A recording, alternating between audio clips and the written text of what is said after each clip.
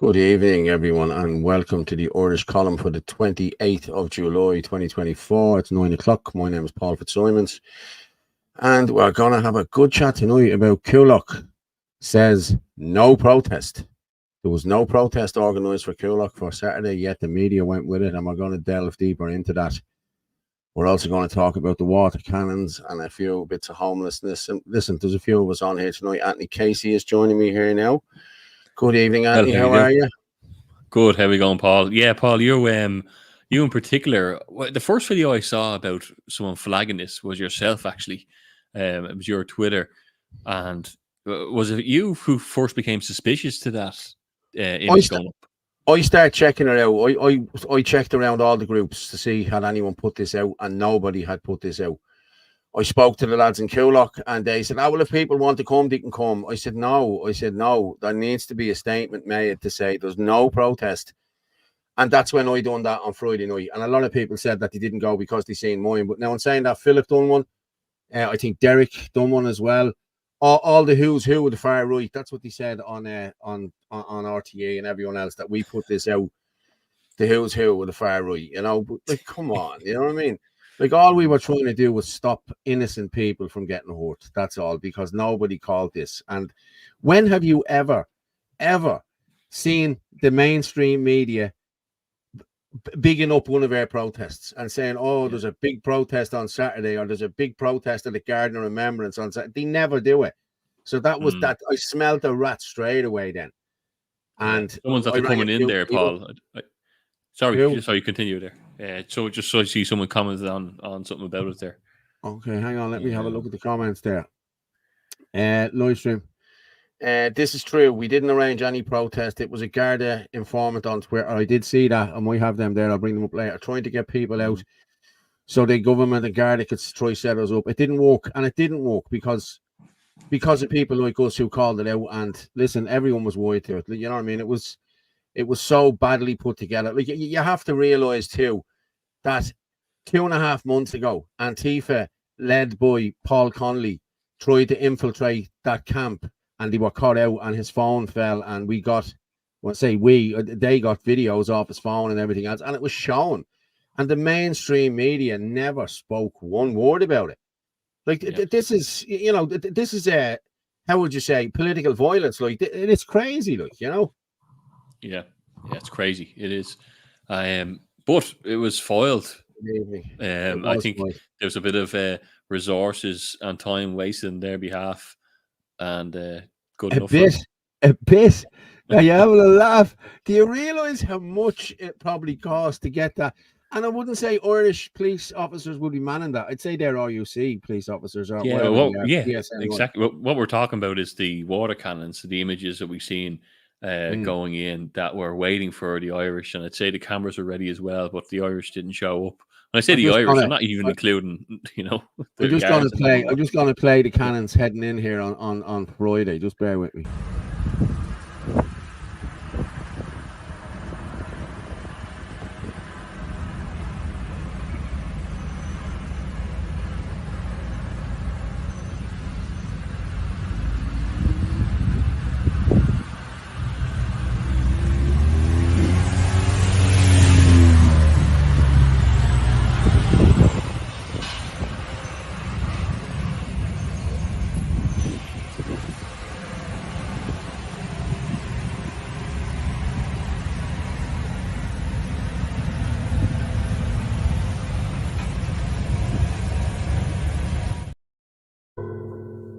That was them heading into the park on Friday evening at 4 o'clock. Yeah. Then things, Paul, they don't just spray water on you. They take you off your feet. They hurt you. Listen, they're serious. I've seen videos from the farmers' protests last year in Holland, and there was people busted. Now, I mean busted open, like busted, arms broken, legs broken, shoulders broken. Like, these things don't just hit you like a jet wash. These things hit you and knock you off your feet. If you're any way nimble on your feet, if you're an old person or anything like that, you're kind of Donald Duck here, you know what I mean? And that's exactly what we didn't want happening. And the way this was pushed, all week since Monday or Tuesday, like this went out, and I smelled the rat straight away, and I called it out. I called a few people, friends of mine, and the Coolock says no, and the difference says no, and nobody knew about this. One guy in particular was blamed on it. He's a TikToker guy. He puts out some great information, and he was blamed in the wrong, and it was nothing got to do with him. It was a lot. There was a lot of people. How would you say? I'm not saying duped, but people just thought it was a genuine protest, and they reshared it, as you do. Everyone does do that, you know. Of course, and it was, that's what happened. A few people shared it, and then it was traced back to them people and said, "Oh, you shared it," and they said, "I didn't really." Like, it was put out there, and but now they've traced it back to this one guy, Peter, and he's a guard. He's definitely a guard. His Twitter feed is full of all guard yacht clubs, guard credit union. He follows all of them, you know, and now it's since been deleted. But again, they're infiltrating. As I said, Paul Connolly tried to do it 2.5 months ago. The other night, don't be surprised if there was a lot of agitators in that crowd last Friday and last Monday when all this kicked off, because there's no way all the people in Coolock are not about that. You probably got a handful, and I'd say they were agitators. I really do, because the people in Coolock are not like that, you know, and they're getting tarnished for that because of a few, you know what I mean? So, listen, it needs to be sorted, like, you know what I mean? When you made a reference to Paul Connolly, you're talking about the hotel and the phone dropping. Yes. Was he News Talk? Is he? Who was Paul Connolly? No, he's News Talk. Yeah, he is a News Talk freelancer. Yeah. But he's also part of the BBC. And when the BBC were asked to comment on this, he said he doesn't work for us. Yeah, on his profile it says BBC whatever executive. You know, come on. They're all scratching each other's backs here. You know what I mean? It really, it's ridiculous. Like, there was 5 of them involved in that. You know what I mean? Lads were smashing it there. We're up to 400 already there, and we're only a few minutes. Here's Hugh saying it's disgusting setting our citizens up in order to test out the newly acquired water cannons and assault your own people. I wonder, are they newly acquired, or did they come down from a different part of the country? No, I think there's only 2 of them. I think they only have 2 up there. That's as far as I know. And like, the North is the only place that they've been deployed. I don't think they've ever been deployed in the UK, in England, mainland England. So the North is the only place that they have been deployed. You know what I mean? I'm just going to bring Glenn in there. Glenn's just sitting down there. I'll bring Glenn in and see what you have. They arrested Tommy Robinson after yesterday too, I heard. I heard that as well. I heard that as well, you know? But they're going to do that. But this is what the word I was trying to get out yesterday in my video was, they will get all the live streamers there. They've done it with Philip. Philip's not allowed near Crown Paints. He's not allowed live stream. As far as I know, I think that's his bail conditions. And I think it's the same with another guy, Saladin, and another couple of people that I've heard of have been nicked, and they're not allowed video. This is what they wanted to do yesterday. They wanted to get 100 or 200 people live streaming that they know will be there all the time. Listen, they tried to catch me 3 times live streaming on the Monday, and he didn't. Now, I'm by no means quick or anything like that, but boy Jesus, I jumped over 2 fences that day, you know what I mean? Because it was horrendous, man. So this is what they were trying to do. This is what they were at. Get everyone into the courts, tie them up in the courts, and then give them new bail conditions that they cannot go to any of these centres. This is the laws they're trying to bring in, Anthony. You know what I mean? This is what they're trying to do. And people are just not wired to this. The hate speech law is going to be exactly the same. You know, and now I'll have a video there I'll show you in a minute to get again. He's brilliant. But as I said, I'm going to bring Glenn up. Sorry, Glenn, I left you down there for a while, mate. Up you come. How's things, brother? What's the story? Sorry, why did Tommy Robinson get arrested? What was that about? Because he's telling the truth, probably. I didn't see it, honestly. I didn't see it. I wonder what happened. Yeah, no, he was arrested yesterday after the protest and the whole lot. He was arrested. Now, maybe if anyone knows in the comments, they might drop us in. I think Patrick Boyle or Paddy, he's actually a friend of mine. He's usually clued up with that. He might fill us in there in the comments, or maybe. And there's James saying, "Keep it peaceful. It's walking a fucking treat." Excuse my French, but it is. He's right, and we have to keep it peaceful because Coolock. There's no way. I can't see anybody going into Coolock. That's my opinion. But there's too much work to be done in Coolock. Okay, so I think people are saying if Coolock doesn't go ahead, none of them go ahead. I think Clonmel is already gone. You know. Let's be honest about it. Colin Barracks is gone. You know, there's places that's gone that are irredeemable now at the minute. I think. You know what I mean. So we need to focus on the ones that are coming up. like what you and Luke did last week in the Riverside, was it in Kilkenny, which was brilliant, Riverview. fair play. Yeah. The Riverview. We'll do a video on that in a few minutes. But that, listen, everybody needs to get out. All the says no's need to get out and boycott and protest every one of these centres. As Anthony's putting, like, we're putting together a list, aren't we, Anthony, of all of this and whatever? Didn't we say that last week? Yeah, I've bombarded since I put that video out of people ringing me, emailing me, sending me messages, and thanks to everyone for doing it. I've got a couple of hate messages on it, and which is fair enough. People saying that, you know, these are our only choices for work and all this kind of thing.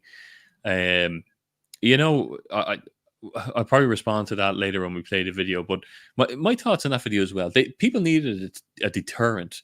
Like, people are lining their pockets massively. They're getting serious money and they're rolling to the next. I know there's a syndicate of them here near where I live, 3 or 4 of them. And because of the money they're making off cramming people together in horrible conditions, they're buying the next property down there and they're buying the next property. And Orla will tell you that, you know, Carlo is destroyed that way. And these people saying that we've no other jobs. Like, I tried to get a plumber last year in November. It was June before he could get out to me because the list was so full. Yeah, like, you know, and if people were saying that and saying, look, I have been stuck doing this work, I need, you know, alternative work, then okay, let me know then, and I'll promote you then. We'll do the same. So we'll say that, look, we have genuine contractor here. He's in the Carlow area, or he's in the whatever area. He's looking, he keeps getting offered this work, but he wants other work. Does anyone have work for him? So it'll work hand in hand. I'm not against Irish contractors at all. I was in the building trade myself. But I am against people who are lining their pockets. I went to Kildare to Flood's Cross, and we were doing a protest, and I did my interview with people, and drove by me was the guy who was over a whole lot of it in this big 150 grand Range Rover, smiling at everyone, waving at them. The white one, is it? The white one, smiling and waving at everyone. And that's how brass they are. They're going to their security homes, and, you know, they know the laws on their side. Something had to be done. So that list is massive. I can't keep up with the messages. Honest to God. Brilliant. I just have to be careful how I release it. And I will release it. I just have to know the legalities of that. Yeah. GDPR and all that stuff. Tommy was arrested. Tommy Robinson was arrested for showing the documentary Silence. Now, I pulled it down last night. I haven't watched it. It goes on for an hour and a half. So what did he break? What law did he break? Why did he arrest him? They arrested him under the 2000 Terrorism Act. You're a joke. Oh, Jesus. Yeah. Like, is this what's happening to free speech around the world? No matter what you say, you get arrested and they'll accuse you of anything. Well, there you go. It actually wasn't a protest in London yesterday. It was a rally. 50,000 people or so were there, and they were. And it was amazing. Did you see it? Jesus Christ. So your right to protest, you'll get arrested for that. It's in the Constitution. And I assume it's in the United Kingdom's Constitution. So he was arrested for what? I'm confused on what they got him on. That's the point. They've arrested him under 2000 Offences Against Terrorism Act. But did he do it just because he released the footage, or did he say something in the Silence documentary or whatever? Listen, Section 40 of the Offences Against the State Act covers a multitude here in Ireland. So I'd say the Terrorism Act does exactly the same in the UK. They don't have to give you a specific charge. You're just charged under that subsection or whatever, you know, and they can keep you then until they can probably keep you for 72 hours under the Terrorism Act. You know what I mean? It's just to wreck his head and do his head in. Now, listen, I don't agree with some of Tommy Robinson's stuff, but like, the grooming gangs in Rochdale and the whole lot, the way he came out with that, like, you have to commend him for that. You really do. You know what I mean? But some of his stuff is extreme, and I you know, that's why I don't interview him, or that's why I don't get on any of his stuff, because I just don't. You know what I mean? I don't like getting involved in other people's politics. You know, that's sort of the way. We've enough politics of our own to be doing. You know, lads, we're smashing it there. We're flying there. Keep her going. Share her out everywhere. Sorry, we have here. I've been watching my videos from Davos. The real ones who we have keeping an eye on have to see through their language and see how their agendas are reflecting on the ground here in Ireland. Well, yeah, it is all come up in Davos, isn't it? You know, let's be honest. And then into the EU. See, the mad thing about that Davos thing is that if you look back, is the thing last year or the year before? I think it was last year. The UN and the EU signing. There's a clip of it, and maybe I'll pull it up later, of them signing in the Agenda 2030 in the European Parliament, which is bizarre, because if you tell anyone about Davos and the UN's agreements, they'll say, oh no, that's a bit mad, it's a bit out there, but you can actually see them signing it in and all standing ovation clapping about it. And that 2030 agenda, I know it's about the green agenda, but it's definitely a false, it's a red herring. Did you read that one there? They weren't brought in to Northern Ireland until the troubles were over. Okay. So why were they got? Looks like this was planned, just like the appointment of the top dog. Well, we all have our doubts over him. You know, he has sworn allegiance to the Queen or whatever, the King, and his father was killed by the IRA. And listen, if anyone's going to have a vendetta against the Irish people, it's going to be the police commissioner. Let's be honest about it, you know. You know, I just reading that these comments are hopping in. Jeez, you keep up with them. Yeah, I know. Just an interesting question: is Tommy Robinson someone that believes in a republic, or is he a constitutional monarchist? I actually don't know that much about him, to be honest. I know he's. He did why. I've seen a couple of snippets of him, and he's talked sense in them, but I couldn't go out and say what he's about from the core. Because I know these Labour guys are kind of doing this protest, oath swearing type thing, where you're sworn at office, and they do like one of them was saying that they do it on other protests. They swear that they do something like saying they'd hope that the constitutional monarchy would be turned into a republic. But they were forced to actually do the oath again to swear allegiance to His Majesty. So I was just wondering, is the reform like that as well? No, I don't know that actually. Paddy Boyle is asking there about. I'd love to know if these two lads from Newbridge are being jailed. The lads that were in the park that Tom mentioned in the interview. So I don't know if you saw, Glenn. I did an interview with Tom McDonnell. You know, he was an independent who got elected in South Kildare. He was at Flood's Cross earlier in the week, and he mentioned about two lads who were arrested up in the trees in a park, who were basically getting off, looking at the kids, and I don't know. Tommy never said if they were arrested or not. There was videos and all this kind of thing, so I actually don't know. And I know I was meant to chase up Tom McDonnell about that, but I actually don't know where that stands. It's hard to keep up with all these things, you know. It really is so many. Oh yeah, there really is so many. I saw another one there, and I actually think it was just before I came on. It was a man trying to steal a pram off a woman. It was actually in the UK. This man runs over to the pram. There's a wrestling match. It's on a CCTV. Islamic guy. Well, I'm guessing it's an Islamic guy. I don't know. Maybe that's a bit forward of me to say. That's what the comments said. You know. I'm getting a bit of stick in the comments there. Sarcasm is lost on Paul, and I'm hardly going to put up the shite now. Let's be honest about it. Come on, lads. Hop onto yourself. And it's the same fella every week. Just it's the same guy, is it? Let me see. Yeah. Just another echo chamber. You should come on, Paul. I always say to the boys, come on and duke it out. Yeah. Oh, James. Yeah, that's right. Yeah, I remember the name. Yeah, sorry. Yeah. There's loads of them, you know. There's one guy following us all on it's Twitter and it's also TikTok. John Collins. And he's going on Herman's and he's doing everyone's. He told me one time he was a Sinn Féin candidate, a diverse candidate for Sinn Féin. So he's obviously just getting his few bob to go after Nationalist Party candidates or something. I don't know. Let them. You know what I mean? I'll tell you what I'm going to do. I'm going to just go with this one of the Git. Okay, talking about. Hold on, where are we? Boom. Does it say Git there? No. No, I don't know where it is. I'm going to go with Luke in Kilkenny. Okay, speaking in outside. You actually wanted to come on. Well, I send him a link if I can. Did you not send it to him? I thought you sent it to him. It doesn't matter. I can send it to him in a minute. Send all of them as well. Enough is enough. They think people like us aren't entitled to say what we think. But there's one thing I'll tell you. This country is fucking changing massively. It's changing. And the reason it's changing is because people like you're not afraid to stand up. The only reason that KCLR reported that this place was going to be taken over is because one of the people here, by chance, caught them on video. We wouldn't have known that there's going to be 28 rooms taken up here. Migrants under the iPass system are worth 3,000 per head, and an Irishman is only worth 560. White and green is getting left on the street. We're worth more than that. We're worth more than that. Peter Brady, show your face.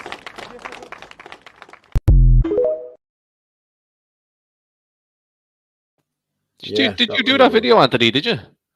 I didn't. I wish I could have said I did. I didn't. That was brilliant. That was actually I great. know, yeah, that's why I didn't do it. Let's get that video actually. Yeah, it's good. I clipped it. It's a longer video, and I just edited that and put it up on my page. There was an A1 media that arrived on site, and in fairness, it really good, wasn't it? And I wonder if they will be interested in doing a few more bits. But yeah, it was quite good. He spoke well. The guy that tried to set up the people of Coolock yesterday. Yeah, Luke should do more speeches. To be honest, he Really good, isn't he? He has good charisma. Yeah. Geez, he should do another. You should do a speech at the next Nationals rally. So, do you know what it reminded me of? He reminds me of Cillian Murphy. He does, isn't he? Yeah. He's the same. Yeah, I got that as well. Yeah, why he not died because he didn't see his name. Calm down there, Paul. You're just jealous. I could do the video. I've no problem. Great video. You said keep the protest peaceful. They want to provoke the people. Name names and boycott. Yeah, it's true because people need to be called out for what they are. Well, Paul, do the video, the boycott, so that people know where to come from this video as well. Which one the traitors list. I think it's under canon, the traitors list, so people here can know to keep it going. Oh yeah, I see it. Yeah, the traitors list. This is the one you did. Okay, so yeah, we'll go with this and we'll come back. Yeah. Diagwich, this is Anthony Casey from the Irish Freedom Party. I'm doing this video to let everyone know that I've started to compile a list of tradesmen and relevant companies who are facilitating in the plantation of Ireland. This list would be called Fail Tory Nahéireann. If you wish to contribute to this compilation, you can send me an email, drop me a message on any of the platforms, Facebook, X, TikTok, Instagram, or just email me at anthonycasey654@gmail.com. However, if you're a tradesman who values their principles and respects the safety and culture of the Irish people, you can alternatively purchase a €5 Éireann go Bragh sticker, which you can place on your windshield of your company vehicle as a nationally recognised symbol of solidarity to the Irish people. Gurb Malgath.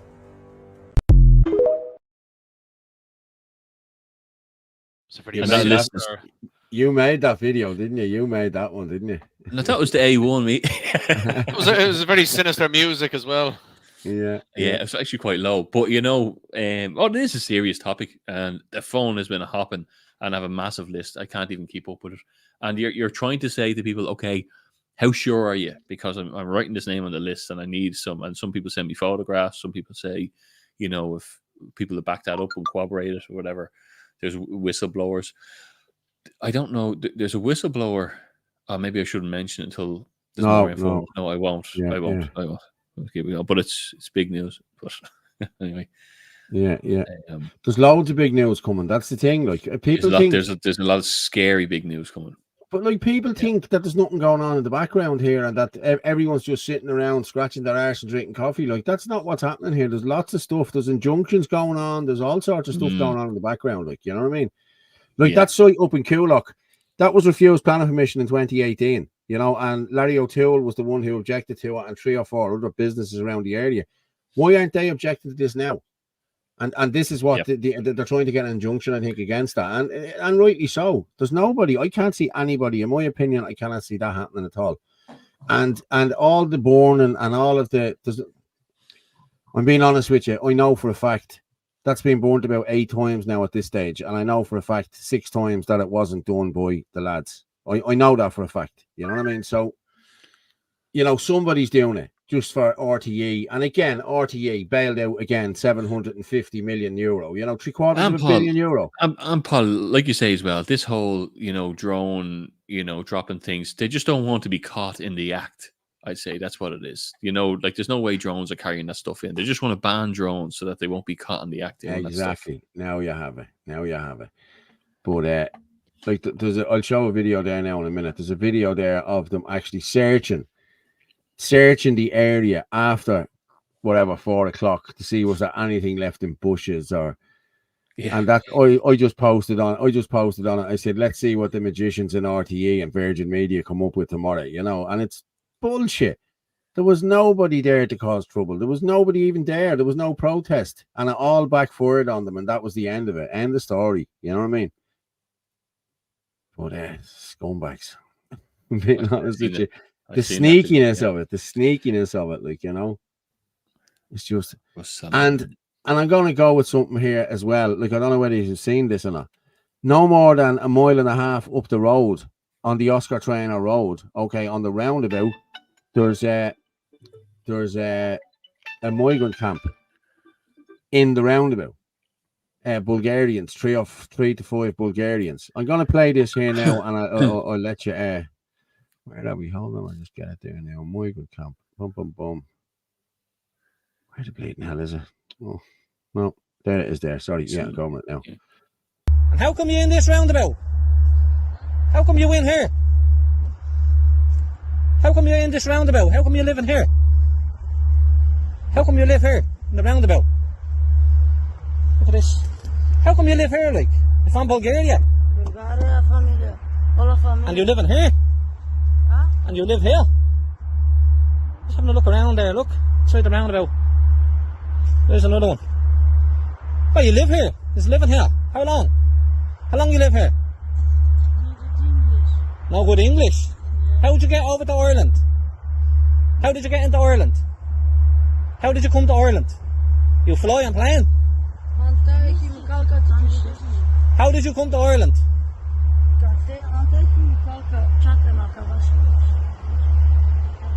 No English good. Yes. Yes. No Bulgaro telephone. Yes. Huh?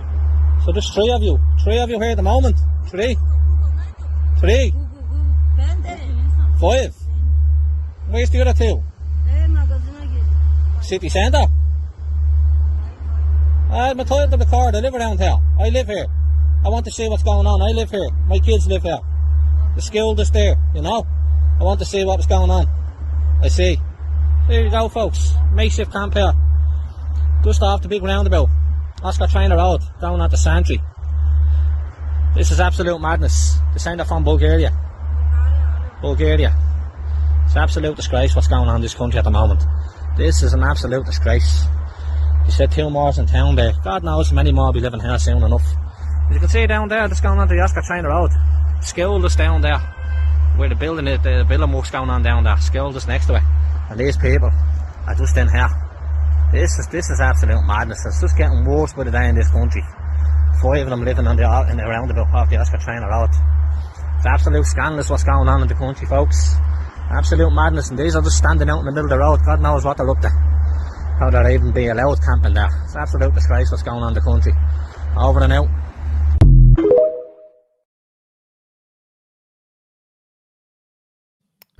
That's crazy, isn't it? Here's the thing about it as well, right? We sent out messages in all different languages inviting people to come here. You could have people caught up in that. Like, no, we didn't. But they could have also feel hard done by certain people here who are getting there and realize there's nothing for them. I'm differentiating between them and groups of men coming over on boats, you know, knowing exactly what's going on. But you know, it's just sickening that the Irish government think that's okay to leave them there in bushes, you know, as well. It's absolutely crazy what they're turning a blind eye to. But this is happening everywhere. Like yesterday, I got a phone call off a girl that there was migrants in Coolock in the Memorial Park. Now there was people there, like, you know what I mean, and she was there on her own. So she texted me and she said, "Can you get someone down, Paul? Put it out." So I put it out, and a few people went down, but they were gone by the time people got there. But why was there migrants in that camp? You know, when or why was there foreigners around there? Was that to store shit with the people in Coolock or something with all the other crap going on down at Crown Paints because they got nothing there? Was that a ready up or a setup? I don't know. You know what I mean? But like at this moment in time, you don't know who your friend is or who's with you, or you know, it's gone ridiculous how the police have infiltrated this movement. It really has. Like, there's a lot of people in there that shouldn't be there. You know what I mean? And what is it? We're bringing in about 2,000 to 3,000 every month. Yeah. They were still sending a message out saying, "Come to Ireland, we're going to house you," when they're being left on the streets. The government has just absolutely gone bonkers at this stage. Yeah, it is. Yeah, it's crazy. What was it? Who put up the figures of the PPS numbers? You know, 95,000 Irish, 287,000 non-Irish this year. crazy. I think Herman put it up. I actually think Conor McGregor put it up initially, but I think McGregor did put it up. Yeah. I think there's a horrible statistic that I think maybe Tracy shared it with us. I have to look at it again, but there's a statistic saying that between the ages of 18 and 44, which is why that age gap is the age gap for women for replacement of your children. And between the ages of 18 and 44 for the Irish people, we're actually we're not outnumbered, sorry, but we're getting closer, but we're actually 2/3 of the population in terms of 18 to 44, which is the age of fertility for women. So that's actually quite frightful. So yeah, I didn't hear that. That is Jesus, there's loads of stuff coming in here. The comments are flying. Just continuous signs of a failing civilization, to be honest, and it's not stopping. Yeah, like it looks very, very sure that we will be like England are a minority in our country. They reckon by I've seen 2050, I've seen 2045. Who knows? Because they're going at such a rate. Like, are they taking that rate off the last 5 years on average? Are they taking off the last 2 years? Has it increased? I don't know. And like that's, look, I'll be honest. My main concern is the safety of people. That's it, really. It's the all-time. It's the 10-year crime record we're at the moment. It's the homelessness on the street. And of course, I want to preserve the Irish culture. Our values. We have a right to have a culture. All our history. Everything. But when you see people getting crammed into, you see the Floods Cross one where we did. It looks like an army barracks. It's crazy looking. People are saying that's not for them. That's going to be for us. But I really hope that's not true. FEMA camps, yeah. There was a bit of a conspiracy going around saying that the army was training migrants, but someone confirmed in our party that was the Maltese army come over and get trained by the Irish army. So there's like video footage going around saying, "Oh God, like they're getting trained, something sinister is going on." But we can easily jump to them conclusions. But it's good to get the facts right. And yeah, it's very important to get the facts right. That's true. Yeah, that's why I'm cautious even when people send me lists and contractors, and someone said there's a barracks that they're going to be in, and a lot of stuff's very heavily confirmed. But there is a semi-state organization. It looks like there's a changeover of land, and that'd be very scary if it's true. But I'll say no more until next week, maybe on that. Just reading there. Years ago, Remain family lived there. One of the girls went missing, was trafficked, and found dead. Okay. I think, do you remember that? Yeah. Do you remember a few years ago? It wasn't that one, I don't think. It was the one on the M50. Do you remember? Was it the Finglas exit or one of them? Or the Ballymun exit? There was a load of them living in the trees. Do you remember that about 4 or 5 years ago? And I think one go missing. Roma gypsies originally from Punjab with Bulgarian passports. Bulgaria is a member of EU since 2007. Yeah. Like, geez, the comments are flying. Sorry, I'm actually just sending to just go send Luke. I'm just going to. I let him move. The lads here on the panel probably want to recruit them into Irish nationalism. It's open to all according to them. That's not what any of us on any panel say about anything. Like this is the guy that keeps trying to throw the spanner in the works every week. So he's talking out of his hat. So I'm not going to give him any more. Like, he's talking shite. So no. Recruit who? Sorry, I didn't get what you were talking about. There he is. There, the lads on the panel probably want to recruit them into Irish nationalism. That's these people that are hiding in bushes and these people are rebel. I don't know. You know what I mean? He does this every week, trying to annoy people, and so that's it. Now, no more. Good luck to you. That's a very strange comment. yeah, I know. Yeah, look. Well, oh, sorry, go on. No, go ahead. I can read out like the emails I got today when I put up that contractor stuff. Fairly like severe cursing, shouting down a butt. Once I went back with a few statistics and that, I'd be more than glad to meet up with that person, have a chat with them. It died off. But I would say it's much less than 1% of the feedback I got. But like I said already, someone put up there, it's a few months in their town, whatever, to get contractors. I know personally contractors who who could retire at any minute, and they have their money made, and they're out there cleaning up. And it's just, you're complicit to it. Like the government, they're complicit to the EU bargain. They're the next tool. There's bus services, taxi services. There's massive amount of people who are complicit to this. I don't know if plantation invasion. I don't know what the exact word is for what's happening. But it's real and it is happening, and there's Irish people who are helping out with it, unfortunately. Yeah, I'm gonna tell you what I have. I have Orla and I have Luke there. I'm gonna bring up Orla and I'm gonna bring up Luke. Hello there, everyone. How are you? How's Luke? How are we, guys? Cool. Sorry, Luke, I sent you the wrong thing there. No, we're okay. We're okay. Yeah. So how's everything going in Kilkenny? Kilkenny says no. Yeah, look, it's going well. We're going to be busy because there's a few places that are kind of up for grabs now. They're really accelerating because, like we said, after the local elections, we knew they were going to accelerate it because they only have a few months to get the centres in before the general election, you know. And they'll probably give it a 6-week break before the general election, you know. Mm. Yeah, well done. Your speech, Luke. There's a comment there. Sorry, from your man. The Irish Freedom Party want nothing to do. Do you see that one there? No. Same guy. JIMK14. Oh, here we go. Here. They mean, is this? Oh, yeah, the Irish Freedom Party want nothing to do with ethno.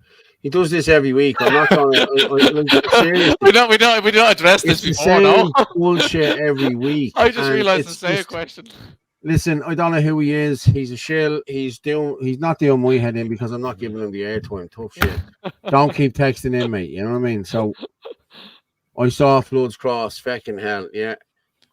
Even I'm concerned with my kids as they walk in Dublin and their safety as foreign Irish. Like, come on, Carlos.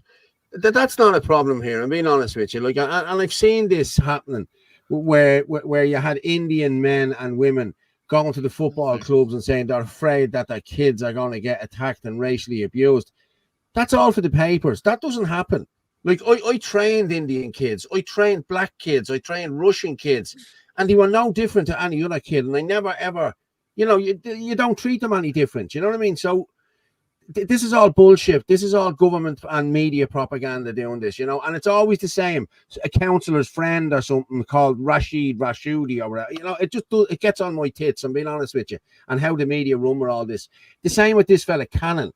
This fella Cannon has been going around for the last year calling Irish people, telling migrants to kill Irish people and tool up and do all this shit.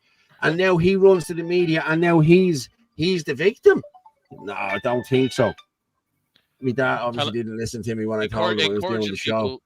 Encouraging people to break into Irish homes and take their homes by force, and nothing happens to this guy. Meanwhile, we don't encourage any violence, but we're all over the news. It's crazy, like. Yeah, no, it's bizarre. I think, Orla, you were down in Kilkenny. We did your video in Kilkenny, Luke, and we're saying you spoke very well. I was trying to take the credit for editing the video, but I couldn't get away with it. Yeah, the boys from A1 Media, yeah, they're two lads from Waterford. Yeah, they're good lads. They've done a lot of work with Derek Bly. So they said they'd come down again. They'd help. You know, they're good lads. Like they'll work at it. They were saying now they're going to try and get more into it and do more events and stuff. You know, and they did a professional kind of setup and everything. They had like good camera there, and you know, that was good. Yeah, they're obviously on your side, Luke. They came down out of their own merit. Yeah, they came down off their own back. Like, yeah, they came and like there was a good few people like that. Like Orla would have been instrumental in kind of getting the tip crowd down, and like the Waterford boys came down off their own back. And yeah, there was a few people there. There was another guy there with a YouTube channel. He's a good following as well. He came. I think he's out west somewhere, and he came over, you know. So it shows like the people on our side, they're very motivated, you know, and that's going to be really important for the general election, I suppose. Is that can we motivate these people who've been protesting to actually go out and canvass for the likes of Paul and the likes of Glenn? Do you know what I mean? Can we start kind of harvesting this into an electoral force? Because that's the only way we're going to see progress on that front, you know? Yeah. You were speaking there, Paul, about Cannon. You have did you have a video on the likes of what he was saying there? Yeah, I have. Cannon It's actually fodder. It's actually that's the big one. It's 6 minutes. I don't want to give him 6 minutes airtime now, to be honest, right? As I said, you can't. Nobody does it like the Git. So I'm gonna credit to Michael. He's brilliant. So I'm gonna let him go. It's a 2-minute video. He explains everything about Cannon here in this. So we'll come back and talk to this. Irish citizen moved out of his home by Gardaí after racist death threats. An Irish citizen has been moved out of his home by Gardaí after receiving death threats from far-right agitators. He claims he has become a target for calling out racists. On the 27th of May this year, I put out a video. Gardaí need to arrest Captain Fingerpaint immediately. If you want to know more about him, go and watch it. It's on all my platforms. The legacy media are very concerned about this death threat, but they seem to have forgotten to mention why this death threat came about. Cannon runs live chats on social media called Make Ireland Black Again. He does nothing but agitate and cause division. Oh no, that's a lie. He also incites violence and criminal activity. All migrants should be protecting their families from racist Irish people who wish to take their lives. Always stay strapped as a migrant in Ireland. I don't care if you're upset about me exposing your racist country. Go and fuck yourselves, you pack of famine-brain savages. All migrants should strap up, I said. So I'm telling all migrants, go and take their houses, bro. Go and take their fucking houses, take their cars, take everything they own. Taking a tool, I'm strapping up and I'm going house to house, and I advise every migrant in this country, if you grew up in this country and your document was taken away from you unlawfully, strap up and go house to house and be Santa Claus in reverse. Steal everything you can. They oppressed you. Rob the fuck out of them. Migrants go and take their houses and take their cars and take their women and take their jobs. And all that is just a small handful of the incitement he's committed. If that was me, I'd already be in jail. It's funny that the media forgot to mention any of that though, isn't it? Or who knows, perhaps he's got buddies in the establishment, and he is there to agitate and cause division. What you say, Mr. Housing Minister? Forget the crocodile tears, the plain innocent and the media propaganda. The question is, why haven't the establishment and the Gardaí done something about his incitement? And because they haven't, if something was to happen to this scumbag, well, the establishment and the Gardaí would be somewhat to blame. It would also suit their narrative for something to happen to him, although he's too stupid to realise that he's only cannon fodder to them.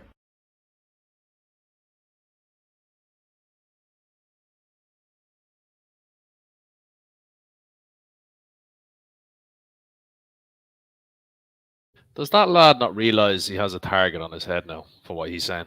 Of course he does. He knows now. He knows now because he put a video out. Paul, do you see that? Yeah, he shit himself. Shit himself. He must have got death threats or something. You don't go around publicly saying that, you know, we're going to take Irish women and take your homes by force and kill you. There's people out there that are complete psychopaths in our own country that are Irish and they'll come after him. He shouldn't have said that. Yeah, but like, this is what happened. Like, why is nothing been done? Yeah, exactly, because he's getting paid. He's on the payroll. Like, let's be honest with you. Stephen Bedford ran over a man in Connolly in Amy Street last year at a protest. I was there. I saw it happening, and he is still walking around. He's an NGO. He works with these gobshites that go around giving the tents. You know, they're allowed to do. It's like they have a license to do whatever they want, and if we say boo about anyone, oh, we're racist and we're this and we're the far right, it's just all smoke and mirrors. It's all bullshit. So he hangs around with Darragh O'Brien, that Cannon guy, doesn't he? Yeah. You see him walking around with him the whole time, and the arrogance and gall of that chap to believe that he has any authority over the people of Ireland or our country is okay. But did you see the video, or did you see in the video he's wearing the balaclava? That's like Mickey Mouse wearing the blatant balaclava. Everyone knows who it is. You know what I mean? Like, come on. It's just ridiculous. It is ridiculous. And Mick is right. The Git is right. If it was any of us, we would be done for incitement. And that's just the way it is. Well, he's actually delusional to think that he has any claim on Ireland whatsoever. Like, he wasn't born here, was he? He was born in Jamaica. He's born in Jamaica. He's an Irish citizen. He's one of these, you know. No claim to nothing here. So, yeah, absolutely ridiculous. But who's letting him away with it? The media again. You know what I mean? Like, he's getting away with it. Like, why isn't he plastered all over RT or Virgin or the papers or wherever? Like, do you know what I mean? As you said yourself, Paul, if that was me or you or anybody else, you know, you get called We're the out. media now. That's the thing. We're the media now. So look at the numbers. Look at the numbers that Luke's videos are doing there. The numbers that a few of the videos, you know, me and Luke went down to Kilkenny last week, has like something like 50,000 views now. Platforms, you know, and even Luke, I put up Luke talking there, has 11,000 views. You know, that 1 minute click on it. Floods Cross has 40,000 views now. That's only a few days ago. I think people are starting to veer off the media now. People are saying there's a change happening in Ireland. I think Luke said it as well when he was standing up there. And people are saying you're blind to this if you're not seeing it. There definitely does seem to be a turning of the tides. I don't know if the government have shot themselves in the foot with Coolock, that maybe there was just too many video cameras seeing exactly what happened. I don't know. Like, course is always going to be an element of young juvenile kind of behavior in anywhere. You see that in any protests anywhere across the world. But in the general scheme of things, they were very heavy-handed on, and there was plenty of elderly women out there and young kids. And maybe the media is starting to turn because...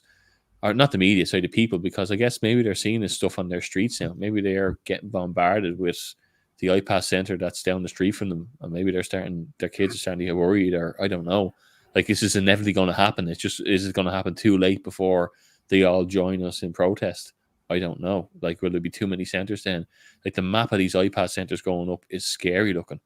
The amount they have planned, they're not stopping.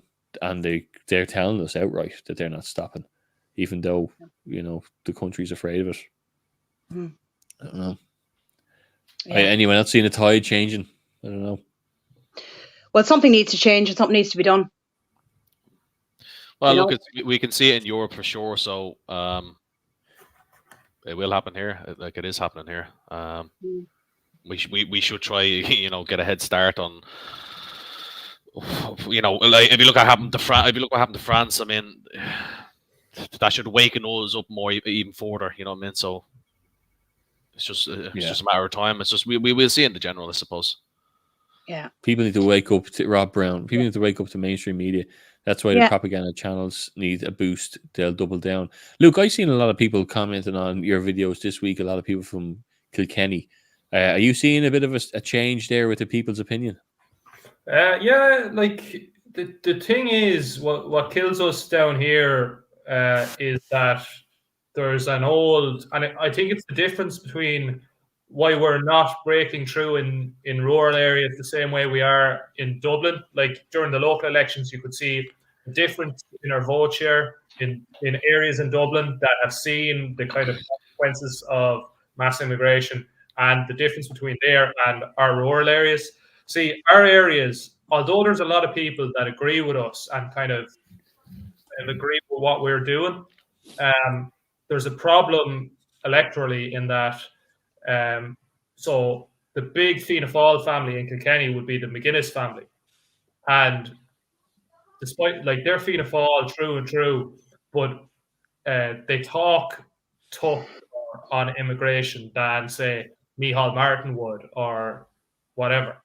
And the reality is it's going to be hard to kind of claw it back from them because they're so well established the name is so well established.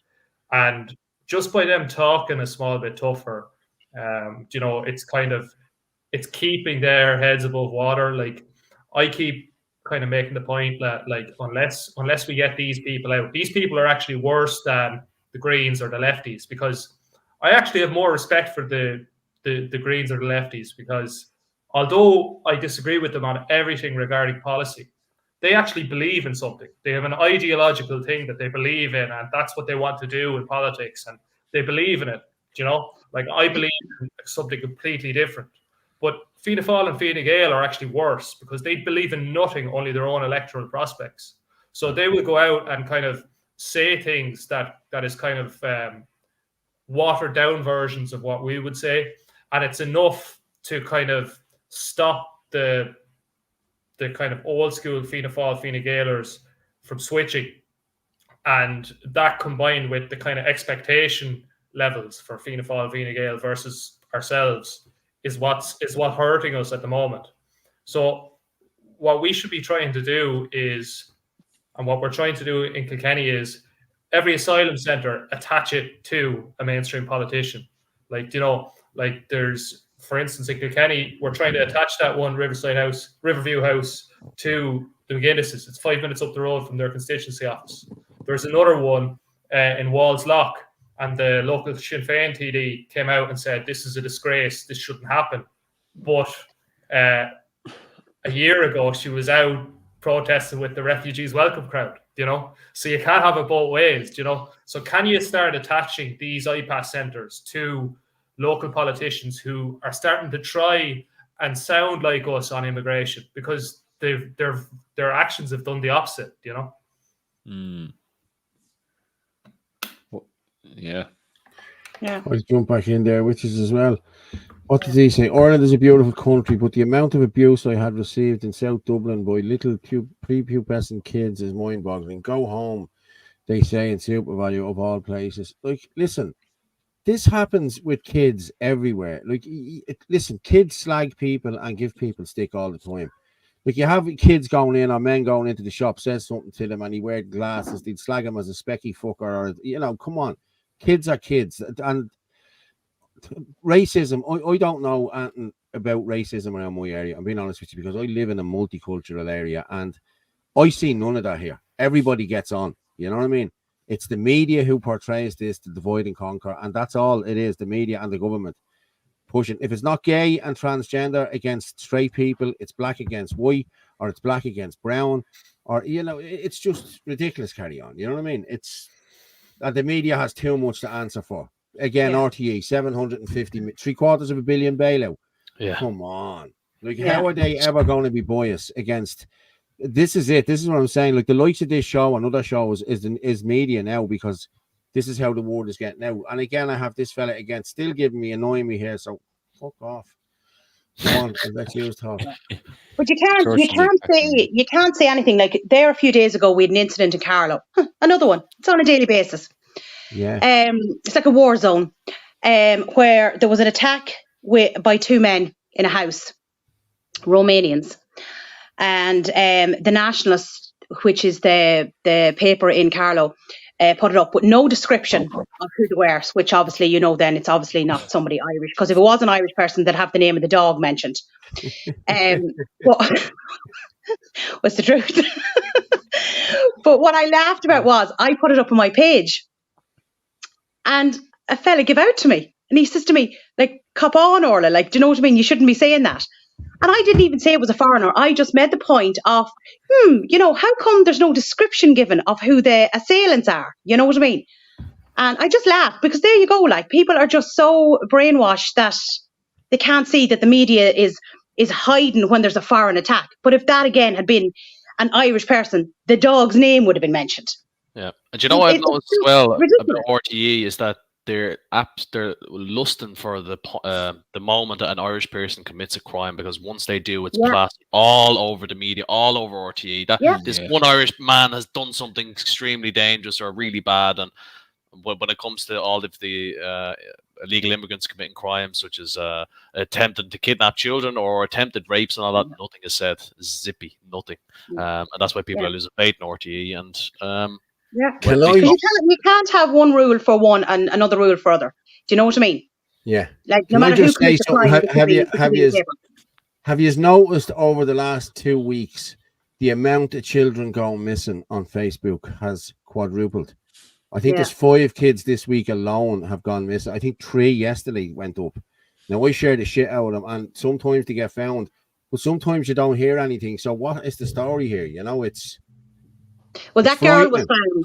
The girl, is it in Dublin? She was found. Okay.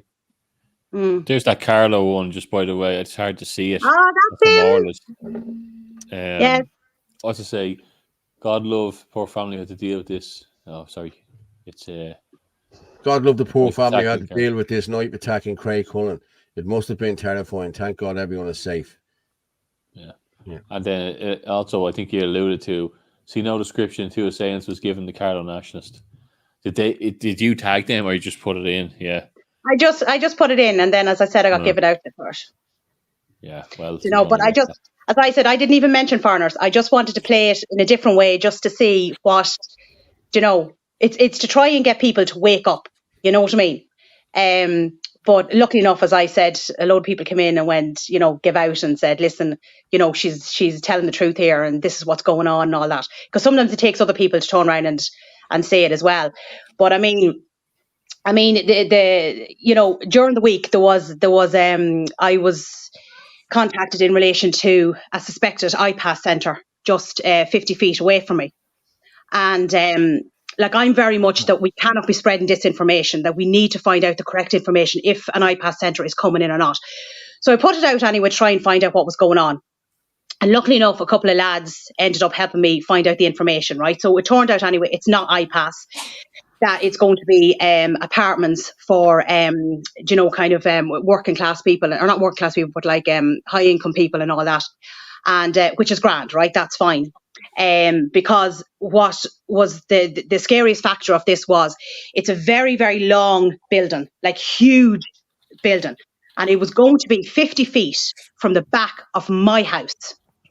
And there's a wall over the other side. And if that was going to be iPass, and God forbid anything ever happened and they got over that wall, the first house that they were going to hit was my house. Well, there's no guarantee it's not going to be Orla. Scary when it's actually on your back, like literally on your back garden. There's no guarantee it's not going to be. Like, of course he was going to answer that, though. Of course he was going to say, no, this is going to be for he was the owner, but no, I can't obviously give out information, but let's just put it this way. He's against all this. Okay. Do you know what I mean? But look, there's other areas. I mean, there is so many iPass centres in Carlow, you would lose count. And there's going to be a hell of a lot more coming, because it is 10 times worse than a lot of other places. Even the time when Michael Leahy came down and I was helping him, and we went for a walk around the town, you know, delivering leaflets and all that. And he said to me, he says, Orla, this county's bad. This town is bad. And I didn't cop it because I'm so used to it. And he said, it's bad. He said, it's worse than other places. And you know what? Why are we afraid to say...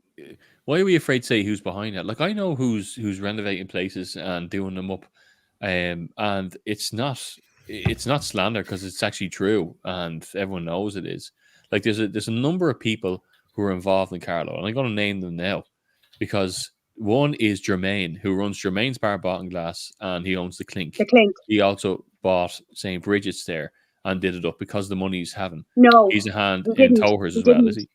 There's two men that own St. Bridget's, and they are from either Wexford or Wicklow, because they were spoken to. So, because we did think it was him, but it wasn't. Yeah. I do know that the guy who owns Global Rail and Sean O'Brien, the rugby player, they all have a hand in Carlow and Tullow and Pedigree's Corner, all these places. The guy who owns a Dinnery, Holloway, all them. Like, it's no secret.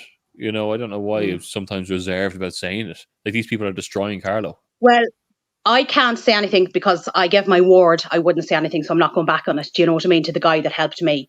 But he definitely believed, the owner of that building, 100%, that it was not going to be used for iPass. So unless it turns out that he's lying, this guy 100%, you know, believed him. Yeah. And that's fair, not saying him, because that's not confirmed. But the only reason I'm saying the other guys is because they're in the papers about it. They're the ones who are on the public documents, on the planning permissions, all that. Well, not that there's much planning permissions, but they should be named and shamed. They're lining their pockets. None of them are on the dole queue, and they won't be. Yeah. And then sure, you've got Ewan's Bar as well, like, do you know what I mean? Sure, I think he has his fingers in a few pots as well. Yeah, the Red Setter as well. Kilkenny as well. I know Luke was saying this. I've seen a massive list in Kilkenny. There's a lot coming there too, isn't there, Luke? Yeah, like like the thing about our places is they're kind of ready to go, but they haven't been taken over yet, you know. And that's the thing, is that like, we realized like a year ago when they took one of the big hotels in the town and turned it into an asylum center, like, we were like, this is absolutely nuts, like, because, and it's something I was saying to people the other night, we have to start talking about the economic implications of these things, because it's far more important. It's far more easier to reach the middle ground with the socioeconomic effects of these places. Like, I was saying it on a YouTube thing there the other day. J.D. Vance was Trump's pick for the vice presidency. He wrote the major sociological study of the Trump movement, which was Hillbilly Elegy. It's a great book. Everyone should read it. And it showed the direct correlation between the opioid epidemic, the jobs that went away in middle America, and now the black hole towns that are there. And what I think you're going to see here is asylum centers. How many asylum centers in an area? How many jobs went away? Indigenous tourism and foreign tourism. Black hole. Like there's like places just a disaster. You're going to see the exact same thing happen here because of immigration that happened because of the opioid epidemic in America. I think, you know. Yeah. Yeah. And Luke, what is the thing that you always say that I quote now about the spending with the euro in a hotel? Oh, that was last year during the thing when that was happening. There was Falch Ireland came out with a thing like for every €1 that a tourist spends on a hotel, they spend €3 on local businesses. You know, so Yeah. why are all the local businesses closing? The local businesses are closing because there's no tourists. You know, and instead of getting tourists in, we're actually paying people to live there. Like, Yeah. you know, you couldn't write it up, like, you know. Yeah. Another scary part of Carlo was that they're funding a mosque there, and you see this around the country in different places that they're just GoFundMe's for something 100,000 for mosque, not just mosques, but mosque villages and mosque schools and all this kind of thing, you know. Well, there is one. There is already one in Carlo. It's like, I don't know if you're going to call it a makeshift one. It's where the Omniplex cinema is in the shopping centre. It's just over to the side of it. And there a few months ago, a video, just somebody happened to be walking along at that particular time and a video was taken. And the amount of men that came out of it was actually unbelievable. Like, I think people were actually shocked at the amount that was coming out because they were just obviously all together. Do you know what I mean?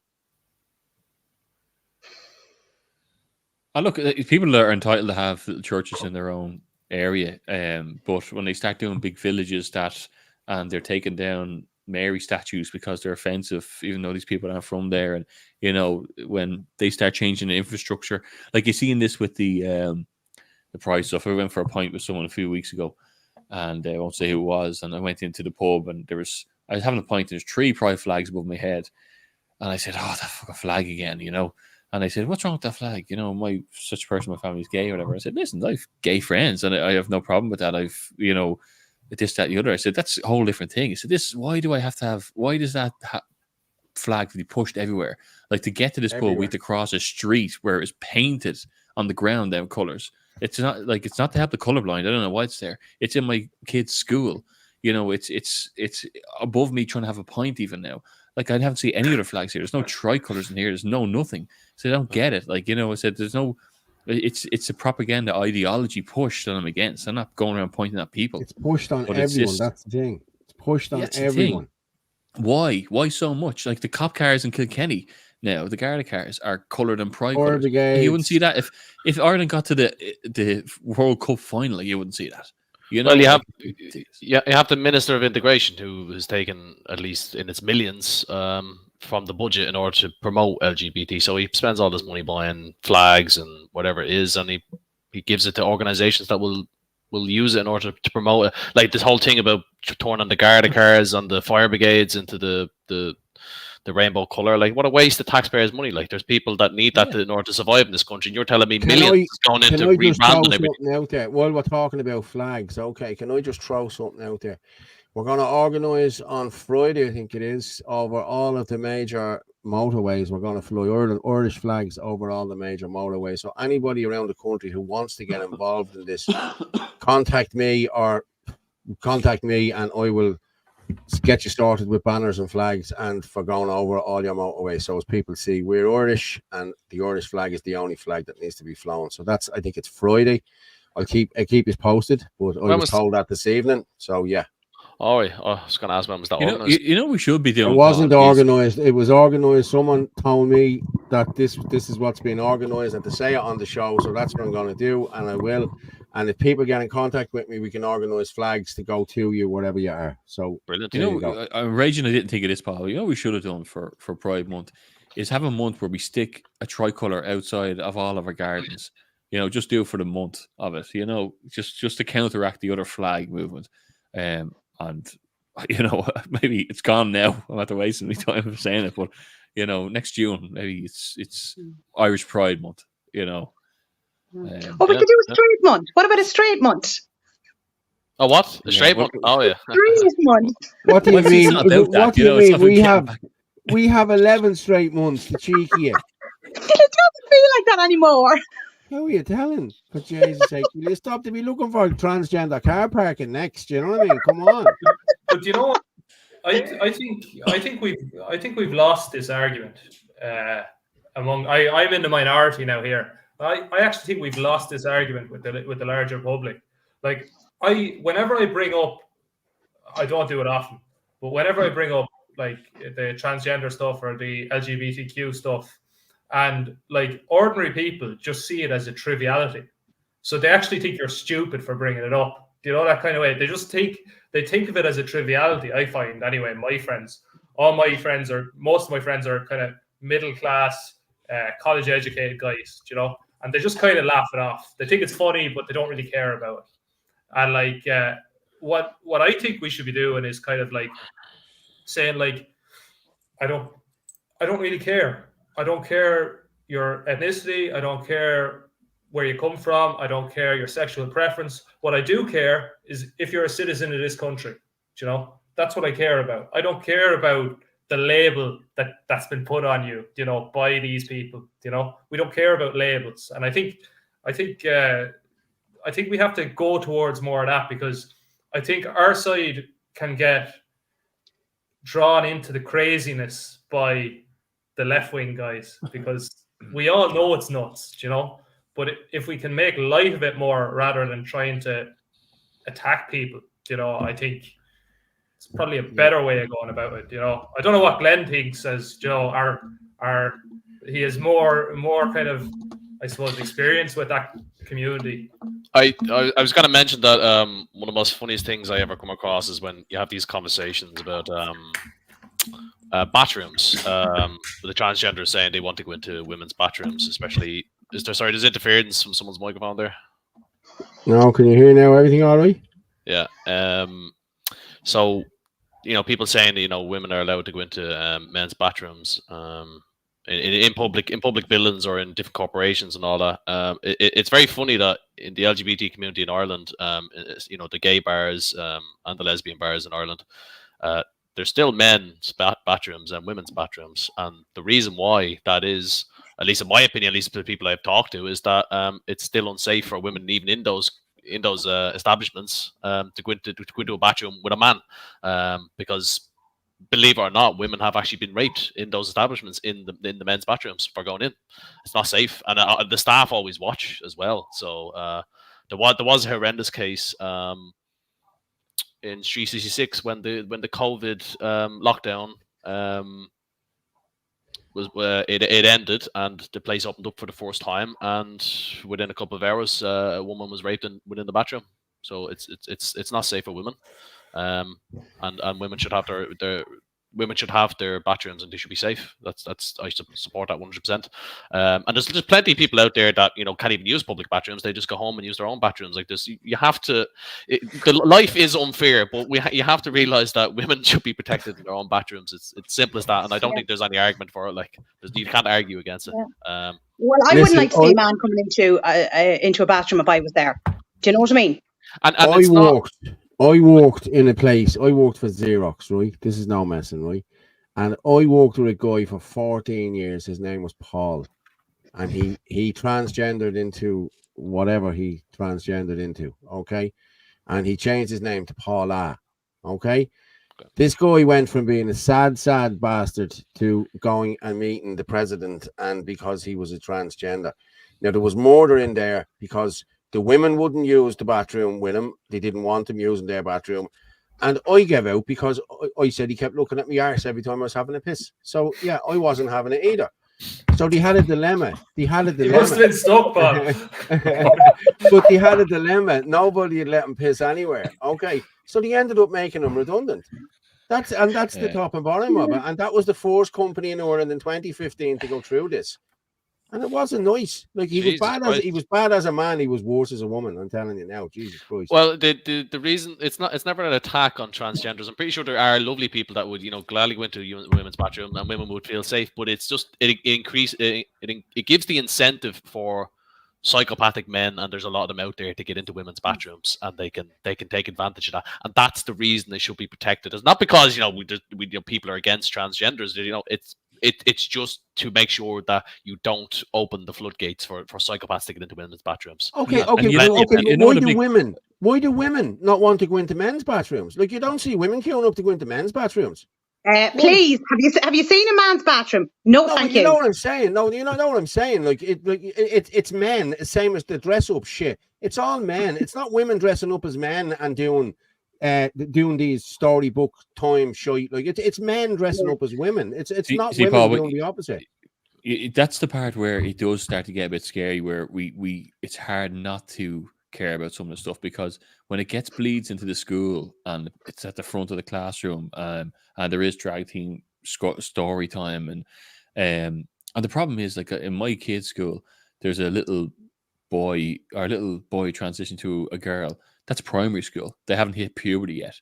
So I was having a discussion today about this, and I was quite upset about it, because this is a big pharma ploy to get kids down the avenue of doing these transition surgeries to have a massive, it increases suicides massively and has a massive what would you say, when it goes wrong, the rate of repercussions and whatever, it's a massive rate of this. Like, you've seen the places opening in England, and they shut down within 3 months. But like, you're talking about primary school level, whoever it is, they're pushing. You've seen the Irish Teachers Union put out that video. Now we're going to call it's for primary school. Now we're going to call him whatever. But these people haven't got the chance.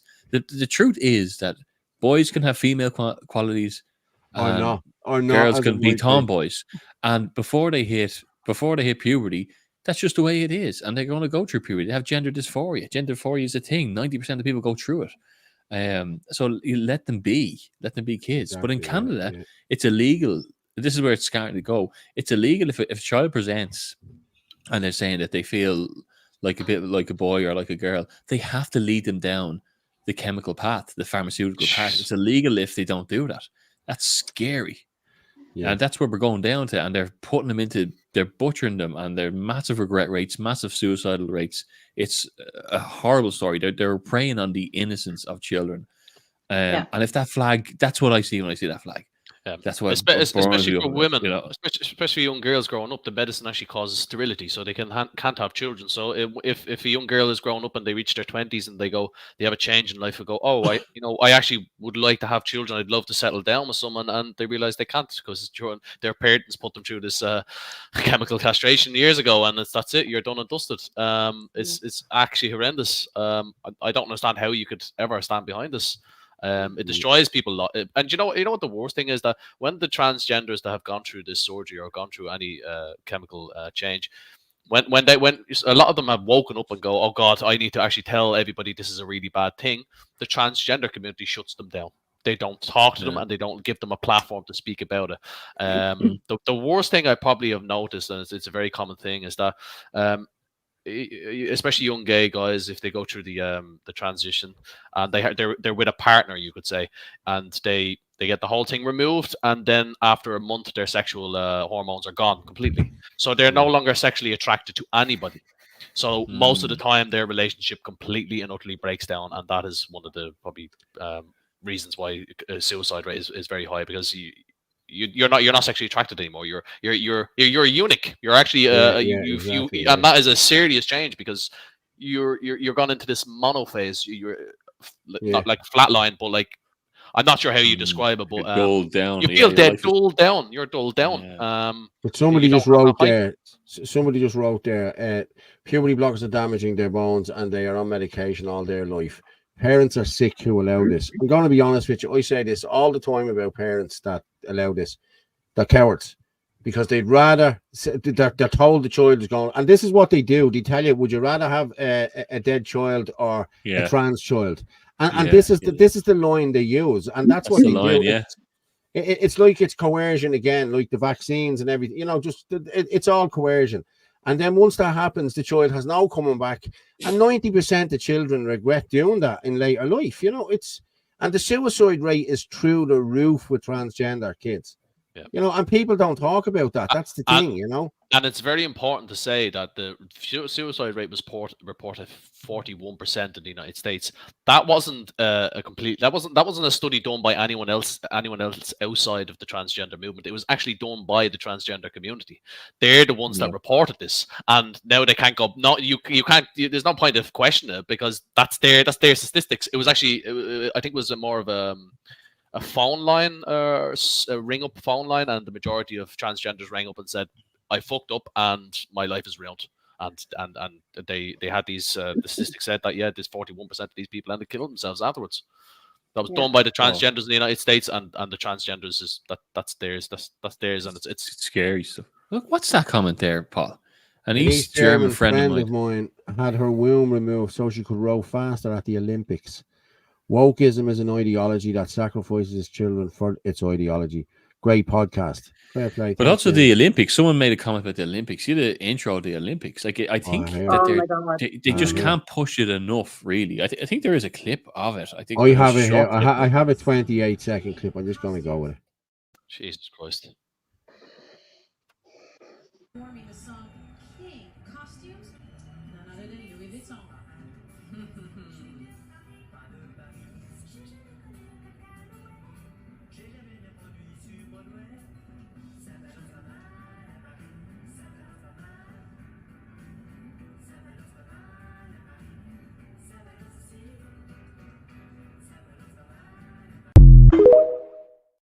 Just like to point out as well, I think since the beginning of the Olympics, both a man and woman has set the light or the big torch or whatever it is, and it was given to two men. So one of them was transgender. So that's a woman that has been removed from the Olympics now, a representation of women gone, and they think that's okay. It's absolutely mad, like. Since the beginning of time, well, not beginning of time, but as far back as the Olympics back in Greece, a man and a woman has set the light, and now, it's gone, and they think it's. And there is more bits. There's more bits of that where there's a guy with a beard. I'm not playing it because it's disgusting. I mean, I didn't add that in either. And I walked in. Are hanging out, and it's. I walked in the other night. I mean, my partner and the kids were inside watching it, and I walked in and I saw that, and I just laughed and I said, "Seriously, this is what we're watching," and I just walked away. I thought this is fucking disgusting. I'm not particularly a religious person, but the whole attack of the Last Supper, the whole bastardization of it, or whatever you want to call it, I didn't find offensive, but I can see that a lot of Christians and Catholics and Protestants and Orthodox. I found it offensive. I found it very offensive. Yeah. You know, I did. And like I'm a Catholic. I'm not a practicing Catholic. I don't go to mass every week. I say prayers. I have the Blessed Virgin around my neck. You know. If I need something, I'll say a prayer. You know, I know where God is when I need him. You know what I mean? And I know where El Nick is as well. So I don't want to be going down there. You know what I mean? So, well, it just adds to this whole, you know, this kind of like it's hard not to. I was listening to Tucker Carlson and Sean Ryan podcast there recently. One is ex CNN, one's ex Navy Marine, and they're both saying, you know, it's hard even for an atheist to stand by and not see the Christianity on one side and the Satanism being pushed on the other. It's bizarre. Like, you know, they directly targeting like you often see on these pride parades where they're kicking a fake Jesus down the street and all this kind of thing. Like, You're joking. Yeah, and the Pope, they said that Easter Sunday is now Transvisual Day. They're changing literally Easter Sunday. Like, so it's really deliberately, like they say that they use the word pride because pride is one of the cardinal sins. And they use the 6-color rainbow because the 7-color rainbow is the covenant of God, you know. So they reckon that that's where all it's come from. It's a direct, you know, straight hit to it. There's no need for any LGBT community to attack Catholicism at all. In fact, our people come from Catholicism, and we're the ones that emasculated gays and lesbians in the West. So for them to turn their back and say, you know, they're the enemy now. It's like our people have allowed this to happen. We're becoming more egalitarian, more free. You're existing in this society, and you're turning your back on it, on our history, on our people. I'm just going to let Herman. We let Herman in there. How are you, Herman? And I'm just going to go with a comment there that someone said a minute ago. This is like an IFP thing. By the way, there was other councillors and whatever invited. Gavin got on to me to say he couldn't come on. There was another couple of people invited. They couldn't come on. So it's just our lads tonight because nobody else could come on this evening. You know what I mean? They're all doing their own things and the whole lot. So how are you, Herman? How's things? We were talking about Coolock earlier. I'm in good form. Yeah, I just finished the party spaces there, and the number of people coming on that was very diverse. And that actually, I don't think only one person apart from myself on the space was from the Irish Freedom Party. The rest are all independent nationalists. So it's very diverse, and I'm happy to debate and talk with everybody. Yeah, no bother at all. You know what? The things we talked about was one, the gross mockery of Christianity during that Olympic, that freak show, the opening ceremony, and two, the double standards of the treatment of Irish nationals compared to foreign nationals. We saw that Canon article in the Daily Mail on Sunday. Sorry, the Mail on Sunday article by Debbie McCann on this Canon guy who's an abject race baiter. Other topics were coming up was the attempt by Sinn Féin to portray themselves as no longer their open borders mass immigration party, which they have been since at least the late 1990s explicitly, because of their Ardèche, they passed motions which were no restrictions on immigration. So that was the topics. What other topics? Oh, another thing was, as we are watching the Olympics, about the importance of sport for making people healthy, strong, fast, confident, etc. But also the importance of in Ireland, the GAA, building community through sport, hurling, football, handball, etc. Like people build up strong communities. The importance of that, a sense of identity, but also like physically being fit and strong and confident is very important. But and you know what? The celebration of the All Ireland football there today, and some good songs about Armagh. Very happy to see a Nordy team winning the football because they played more attacking football. And I believe that I was happy to see when the Galway beat Donegal because they played more attacking football, and I was glad to see Armagh beat Galway today because Armagh played the more attacking football. So hey, a lot of topics coming up.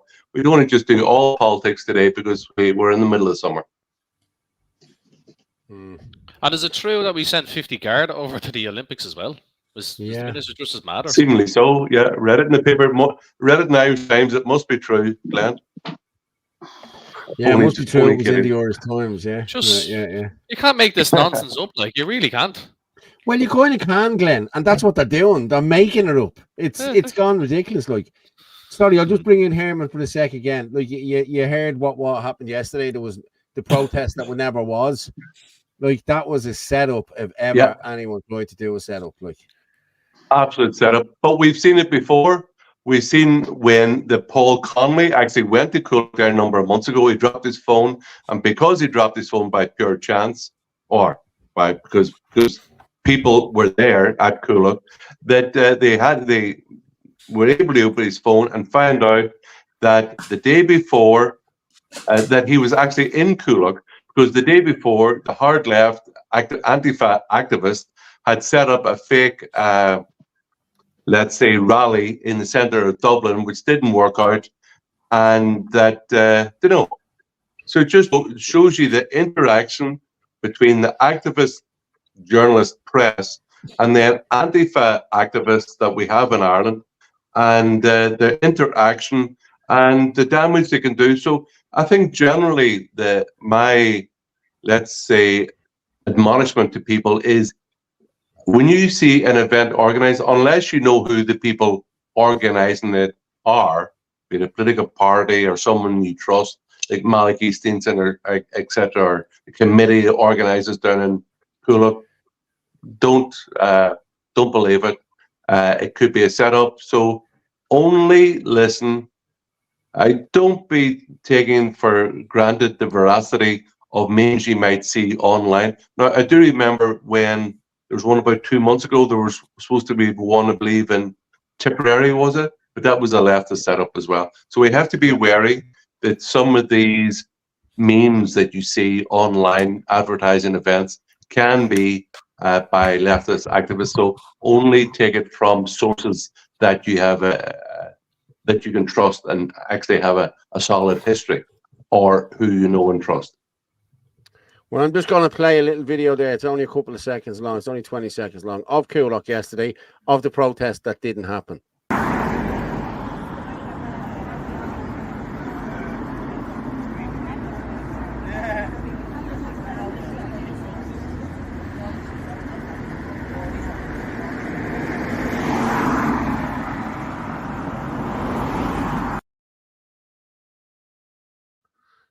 It's good that no one showed up. The tricolour looks good, doesn't it?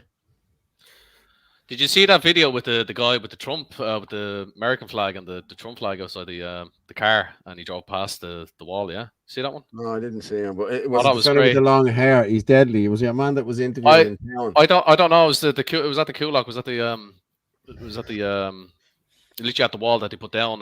Some guy drove past in the car and had like the American flag and the Trump. Yeah, and it said Trump, and then it said Trump was right, and he flew past. It was great. Yeah, but that was Coolock. But that's what happened yesterday. And I wanted to go. Did you all see that video from of the copper kicking your man, the Muslim fella in England?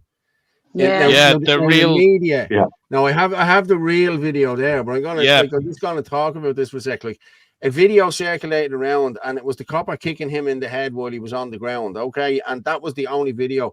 Every Muslim cleric, every Muslim commentator called this out, and they all had massive protests. I think on Friday, or Thursday, whatever it was, outside Garda stations or outside police stations, the whole lot. But what really happened? Like, waiting to see what really happened. Look, I'm just going to play this for a minute. It's only 30 seconds long.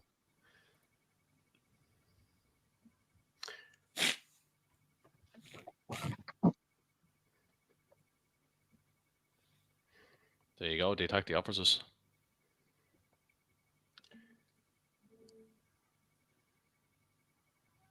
Swinging for the fence.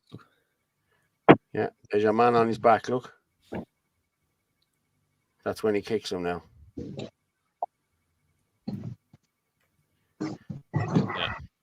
That's what we saw. And they hospitalized. Talk about that for a second. I'll be back in a second. So they hospitalized. Do you know what is very dangerous? As we can see it increasingly and more frequently all the time here, is because of the demographic changes in Britain, about you have an increasing and young Muslim population, and as they become more numerous, they're becoming more confident, and they're actually now physically confronting the British police. I must say, who must be one of the most woke, abject, cowardly, and pathetic police forces I've ever seen, who are always giving in and placating Muslim aggression. But basically, this Muslim minority are becoming more aggressive, more pushy, more demanding all the time. And now, because they perceive, I believe correctly, the police force as weak, well, they press them more and more and more.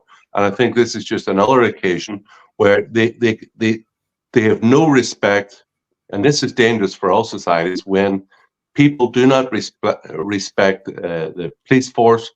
They're going to get more obstreperous, more cheeky, more physical, and it's going to become more dangerous for everybody. Yeah, London already is I believe the gangs in London are occupied by a lot of Muslims. Massive Muslim gangs, massive knife attacks.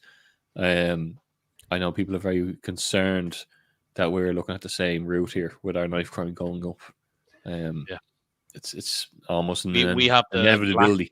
We have the Black Axe gang, don't we? That's like 4,000 members or something, which is massive. It's greater than the IRA it was. So I mean, and now Interpol and Europol are trying to tackle them and take them down, and with little success. So the taxi rank industry in Dublin. Dublin. They'll be heading over to Carlo soon, so it's fine. I'll put the kettle on.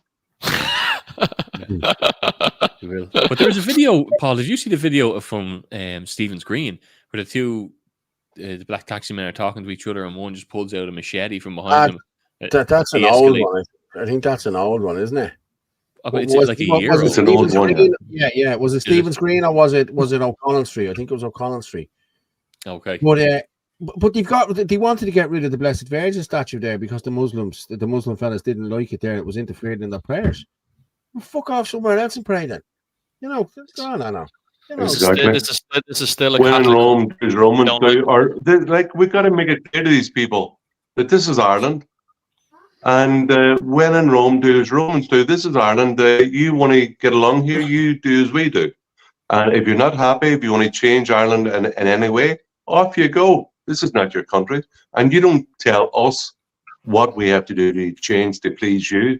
You have to conform to our standards, and if you're not happy, off you go home or go somewhere else. Do as you like, but don't complain about here. Do you know, I always ask, why is the Catholic Church allowing this to happen? Why, these attacks on priests and churches burning down in France, graveyards being destroyed in Sweden?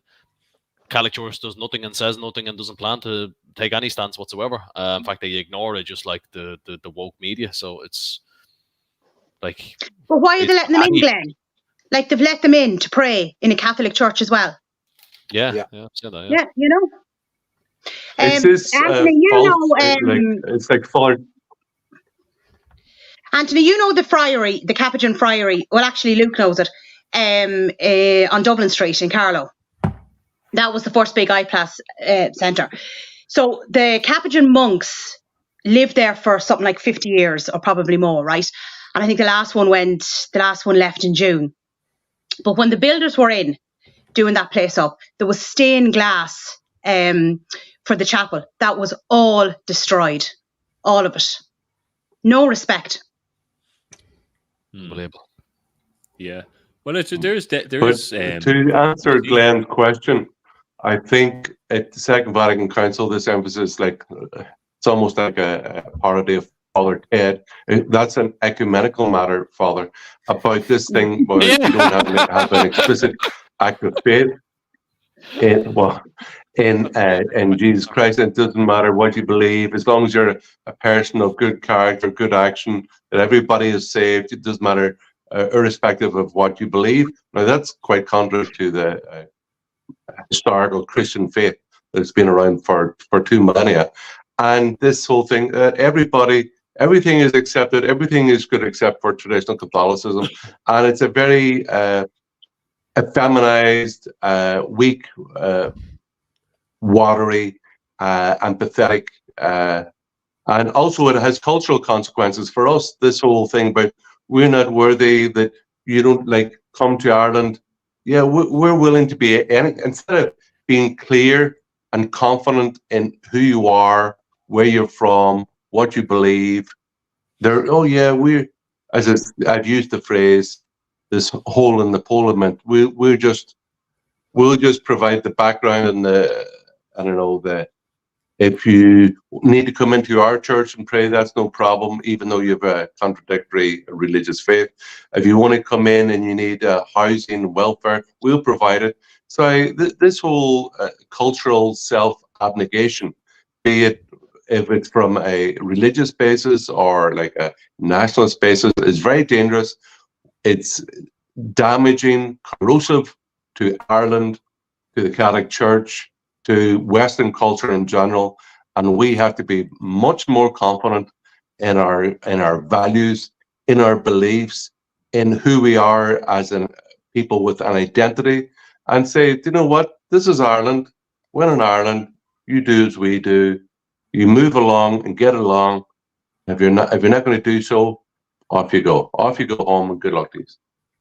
I think that's an interesting point, a good point that Herman said as well, about a lot of people who are saying, oh, look, the Catholic Church were as bad, and look at everything they did and all that, Like, I'm a big Christian, and when it goes back to the original story of Christ and the teachings and what's said, it can be very different. The Vatican seems somewhat woke these days, and you don't know who they're shaking hands with, but our culture is Catholicism. We still have them beliefs, But, you know, and people throw out the baby with the bathwater and they say, look what the Roman Catholic Church did.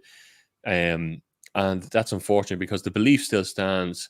You know, you have bad people that integrate into every organization, man-made organization, but the beliefs and the Christian creeds are a different thing. A lot of people throw away their faith because they look at what, like, the Roman Empire didn't die; it became the Catholic Church, the Roman Catholic Church. Yeah. But that's a big part of our culture is Catholicism, and I believe in Catholicism. It doesn't mean I would be dying to go and see the Pope tomorrow. Absolutely not. I have my Bible and I say my prayers and whatever else.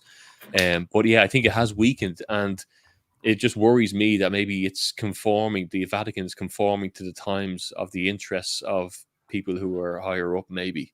But I just wonder, is there politics within the Vatican? Cardinals turn around going, we need to take a different stance. When the next Pope comes about, we need to get someone in that'll protect Christendom, because in the past, at least hundreds of years ago, when attacks came on Christians in Europe, the Catholic Church went around and said, well, we're going to organize a crusade because these the violence the violence from Islam is too much to deal with, and yeah, we have to organize the rest of Europe and deal with this madness. So, well, is there? That's what I'm saying. Is there politics within the Vatican? I wonder, has anything popped up in media, or you know, I don't know. Well, I think as Anthony touched on there, this Pope Francis is a disaster. Woke, far left,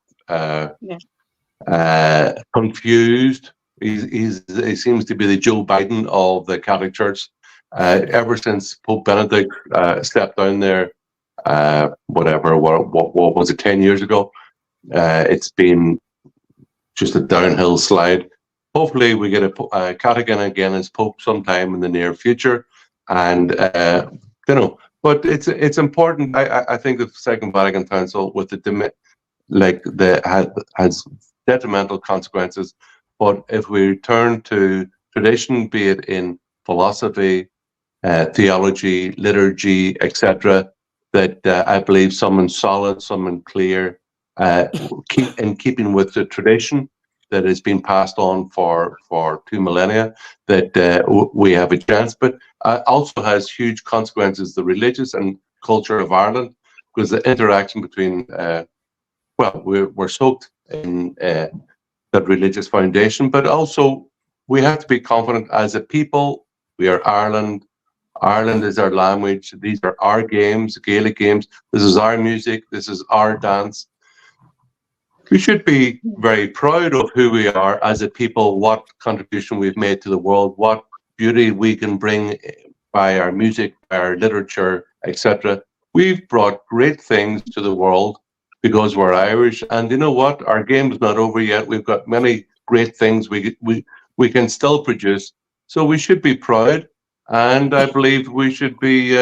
We're not just up there at the mid rank. I believe Irish people, and we have lots to be proud of, and we should stand up and be clear about it. And because we have our own culture, our own nation, we deserve a nation state, be able to make our own laws, control our own budgets and borders. That's the speech is over.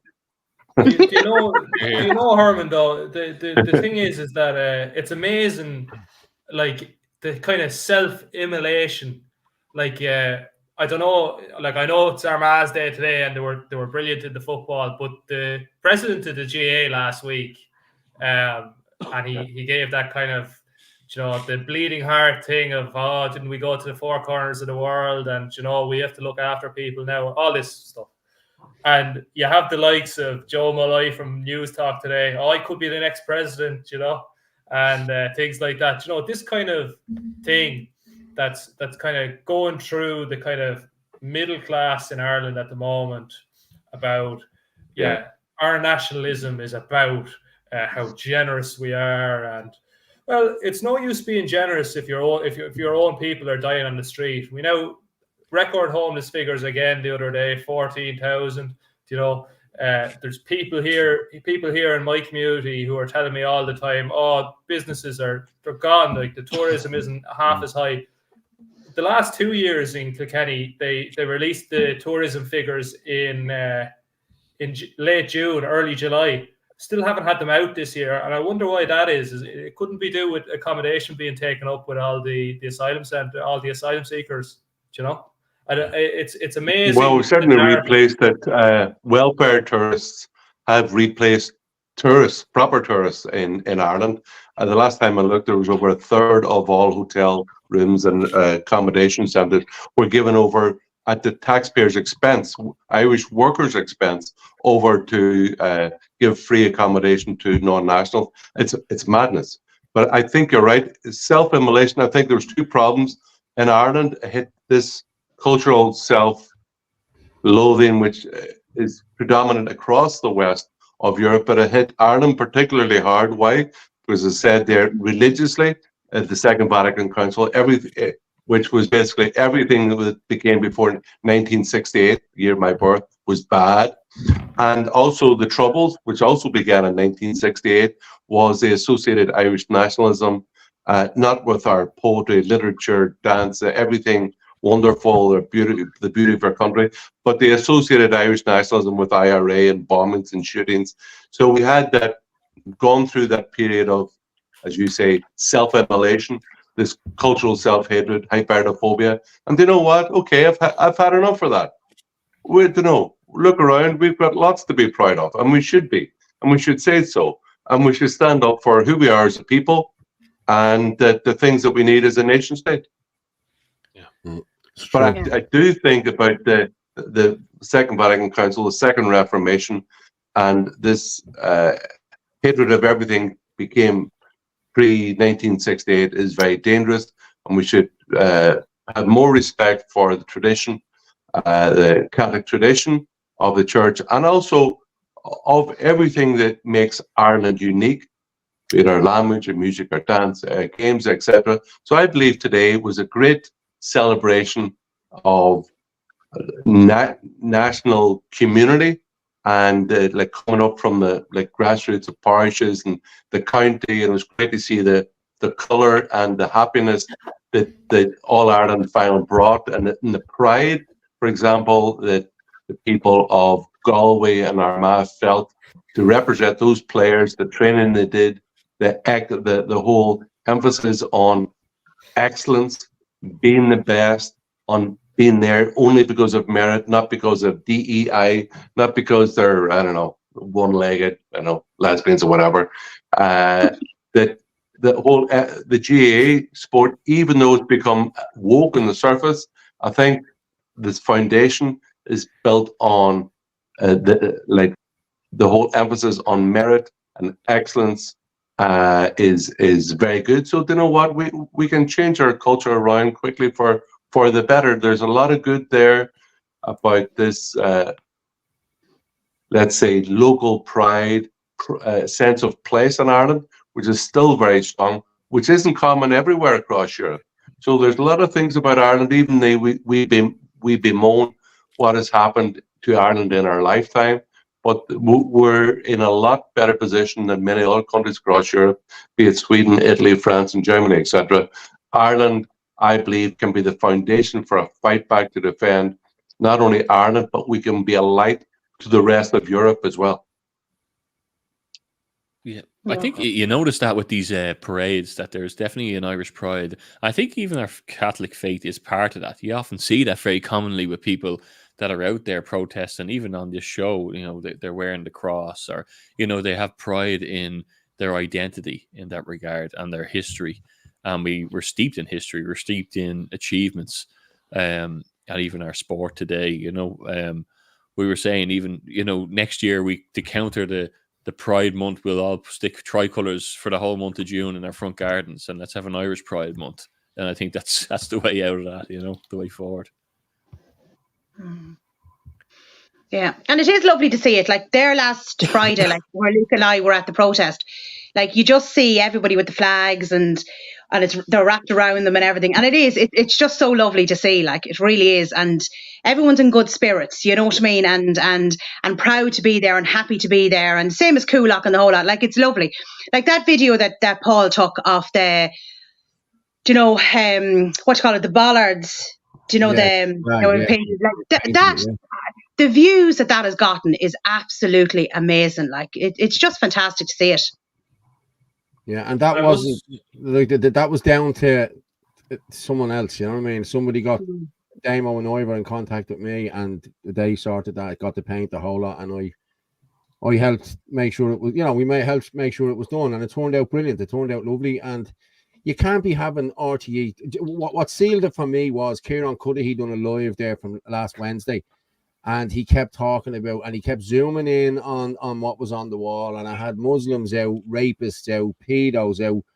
That's not what that place was all about. That's like that was Youngflis wrote that down on that, or someone wrote it down, and we needed to make a show, make it look better and make it look good. That's not who we are. You know what I mean? Like, so it worked out very well. I have to say, it really worked out well.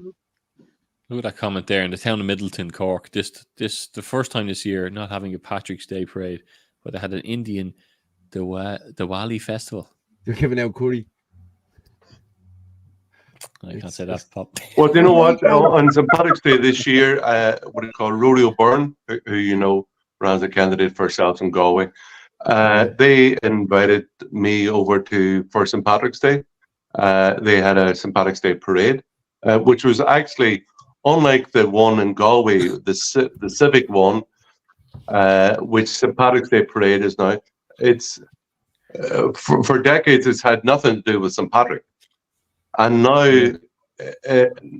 so it had no religious dimension. And now, over the last number of years, nor has it got anything to do with Ireland. It has just to do with people who come to Ireland. So be that it's a day for celebration for Indians to celebrate their Indian dress and dance and, I don't know, cowboys. For people of different nationalities and cultures to celebrate who just happened to be in Ireland. Well, I went to there, but it was more clearly, I didn't go to the big, the civic parade that they had. I went to the one organized by a lay congregation in Galway, where it was clearly about the Christian faith, about St. Patrick, and also about pride in being Irish as well. So, you know what? Maybe because the state is clearly not going to help us celebrate Irish achievements and Irish pride, maybe we'll have to start doing it for ourselves. Yeah, and I think I was on this show with Anto Boyle saying that there not that long ago that we should be encouraging more, you know, pan-Celtics and, you know, the Flags in 2 weeks' time in Wexford and all that Irish culture. You know, we should be embracing that and holding on to it, because we're really risking losing that. That's slipping away from us, I fear, and that's a scary, scary thing. You know, I think some places do that. Luke, doesn't Kilkenny do that sort of stuff? Not to my knowledge, no. Not to my knowledge. Like, I think it's interesting, though, isn't it, that the nation that best assimilated into Ireland, the Poles, that they have a very similar, you know, Judeo-Christian values, very similar type country, and that it's amazing that it shows that if people come in the right way and actually work, you know, it can be a benefit to the country. But what we can't have is mass immigration that destroys the economy, that destroys our way of life, that destroys Irish culture. And like, that's what people aren't getting. And that's what we have to be kind of pushing more, is that we love this country. We want to see it succeed. If we need people to come in and work in certain areas, then we get people who want to assimilate into our way of life and our culture, you know? I agree. Yeah. I agree. I tell you what I have there, right? I have one more video there just about homeless from the Irish Git. I'm just going to go with that. We're at 150. We've only 10 minutes left. So we'll play this video, come back for a minute or two, and we'll finish it up then, all right? Homelessness hits yet another record high. Last month, there were 14,303 homeless people living in emergency accommodation. And that figure doesn't include anybody actually living on the streets. Where are all the homeless charities? Where are all the protests? Where is the Raise the Roof campaign? I'll tell you where they are. They're out on the street screaming, "Say it loud, say it clear, refugees are welcome here." This is Hearn, Associate Professor in Social Policy at Maynooth University, author of Gaffs, Why No One Can Get a House, Social Democrats for Housing and a Fairer Ireland. Hearn is a homelessness activist who profits from the homelessness crisis. He is a socialist, so I'm sure that he spreads his wealth to those less fortunate than himself. Here he is one day ago saying we need a new politics to solve the housing crisis, the biggest social issue of our time. He also shared this one day ago from Drogheda for All. Love this, our home, this nation of 1,000 welcomes, the Emerald Isle full of life and wonder. A land this beautiful was not meant for hate, our home was meant to be loved and shared. The tolerant left, there's no room for hate on this island. That is of course unless it was 2 or 3 years ago and you were like me, non-vaccinated. There was loads of room for hate then. Anyway, back to the issue at hand. Hearn, a homelessness activist, supports an uncapped number of fake UGs and immigrants coming into this country to live in prison-like dorms, and now that they're all even full, to live on the streets. And all these people flooding every town and village in the country, in the very near future, will be competing against the Irish people for housing. They'll be competing against these over 14,000 homeless Irish people. And O'Gorman invited them all here, and promised them all own-door accommodation within 6 months of arrival. There was no such promises for the Irish homeless though. Yes, government and government policy are to blame for the homelessness crisis. But nobody can claim to be against the homelessness crisis and care about the homeless people if at the exact same time they're supporting this new plantation of Ireland. Although there is the 39th Amendment to the Constitution, where the left, on behalf of their buddies in the World Economic Forum, want to come after your right to private property. Because after all, we need a new politics to solve the housing crisis. Yeah. He hits the nail on the head every night, that's what he said. And fair play to the Irish kid there, Mick Brazel. He puts it brilliantly. Sometimes we don't hone in on that enough. Like, to think that 14,000 Irish people are homeless. Like, you know, sometimes we say that it's like a figure, but like we have people coming in at a massive rate, of course, and this crime is an all-time high in Ireland. But another record is 14,000, and over 4,000 of them being children. Like, I don't think people are seeing that. You know, sometimes it's a silent war. Like, if people saw like the images of 14,000, 4,000 children homeless in Ireland, and the government full steam ahead pushing this continuously, because of their doing, like, I really think people will get out and vote against who's in power now when they, if this keeps going the other way. I don't know how blind you can be to this and for how long you can be that blind, but it's devastating. But someone has just said that there as well. Over 200,000 people sleeping on couches. Now, I don't know whether that is the actual figure, but there is thousands of people sleeping on couches in mothers and fathers' houses. Like, I know people 40 and 45 years of age living in a mother's house with 2 kids and their missus, because they can't afford anywhere, and they can't get anywhere. They can't get on the housing ladder. They can't get on the county council. It beggars belief what's going on here in this country at this moment in time, and we need to get voted in there to try and make some sort of legislation to get this shit sorted, because it's a shit. I can confirm as a councillor, for the council itself, we deal with people in homelessness. I can't reveal names, but I've come across plenty of cases where people are being made homeless, because either their lease ran up or whatever circumstance it is, and the reason why landlords choose to make them homeless is because they're going to get more money for taking in refugees. So I have Irish people contacting me saying, I'm going to be made homeless at the end of the month because my contract is up and I can't renew it. And I ask why. Why won't the landlord renew it? And they say they can get almost double the amount of money off the government in order to house illegal immigrants. So there's a double standard done by the government. We could see it there in Coolock last week, where people who were charged their names, their addresses, their occupations, but many foreigners who are accused of rape and sexual assault, their names aren't put out, their addresses aren't put out. The ARP that I think you're referring to there, Glenn, this accommodation recognition payment, like, Ukrainians get it, so you get €800. So they can offer an Irish landlord €800 tax free, but an Irish person, if they go to the landlord, they can offer €800, but the landlord will be taxed at roughly 50%. So which one are you going to take? It's obvious you're going to take the tax funded Ukrainian, aren't you? You also have these. So we have to make clear to people in a time of limited resources, we can't house the world. It's just not possible. We have to look after Irish people first, and they have to get housed. And as you pointed out there in the figures, there's between young people staying at their parents' house and homeless people, the amount of homelessness is unbelievable.